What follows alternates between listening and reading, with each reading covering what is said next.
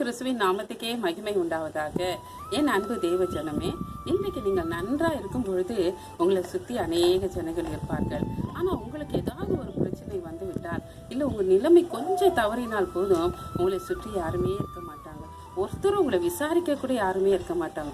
நீங்க நினைக்கலாம், நமக்கு உதவி செய்ய வேண்டாம், அட்லீஸ்ட் நம்மளை விசாரிக்கிறதுக்காவது ஒருத்தர் இருக்கக்கூடாதா அப்படின்னு சொல்லிட்டு ஒருத்தரும் இல்லையே அப்படின்னு சொல்லிட்டு நீங்கள் வருத்தப்பட்டு கொண்டு இருக்கிறீர்களா? இன்றைக்கு உங்களுடைய பிரச்சனை நிமித்தம் அநேக கவலையினால் நீங்கள் இருக்கிறீர்களா? என்னை கவலைப்படாதீர்கள், உங்களை விசாரிக்கிற தேவன் ஒருவர் உங்களோடு கூட இருக்கிறார். 1 பேதுரு 5வது அதிகாரம் 7வது வசனம். அவர் உங்களை விசாரிக்கிறவர் ஆனபடியால் உங்கள் கவலைகளை எல்லாம் அவர் மேல் வைத்து விடுங்கள். பார்த்தீர்களா? யார் விசாரித்தாலும் இல்லைனாலும் ஆண்டவர் உங்களை விசாரிக்க உங்களோடு கூடவே இருக்கிறார்.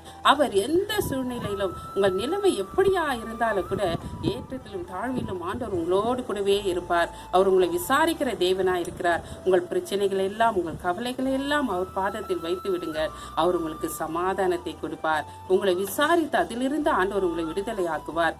ஜனங்கள் விசாரிக்கிறதுனால உங்களுக்கு விடுதலை தர முடியாது. ஆனால் ஆண்டவர் விசாரித்தால் உங்களுக்கு விடுதலையை தருவார். எனவே என் அன்பு சகோதரி சகோதரியே, நீங்கள் கவலைப்படாதபடிக்கு உங்கள் பிரச்சனைகளை எல்லாம் உங்கள் கவலைகளை எல்லாம் கர்த்தருடைய பாதத்தில் வையுங்கள். அவர் உங்களை நடத்துவார். ஜெபிக்கலாமா? மகிமை நிறைந்த தேவனாகிய கர்த்தாவே, அப்பா, அவனுடைய பிள்ளைகளை என் தேவன் இந்த நாளில் எந்த சூழ்நிலையில் இருந்தாலும் அவர்களை நீர் அந்த பிரச்சனையிலிருந்து கவலையிலிருந்து விடுதலையாக்கி நீங்க சமாதானத்தை கொடுத்து ஆசீர்வதிக்க முடியாது நாங்கள் ஜெபிக்கிறோம். இயேசு கிறிஸ்துவின் மூலம் ஜெபிக்கிறோம் பிதாவே, ஆமென். God bless you.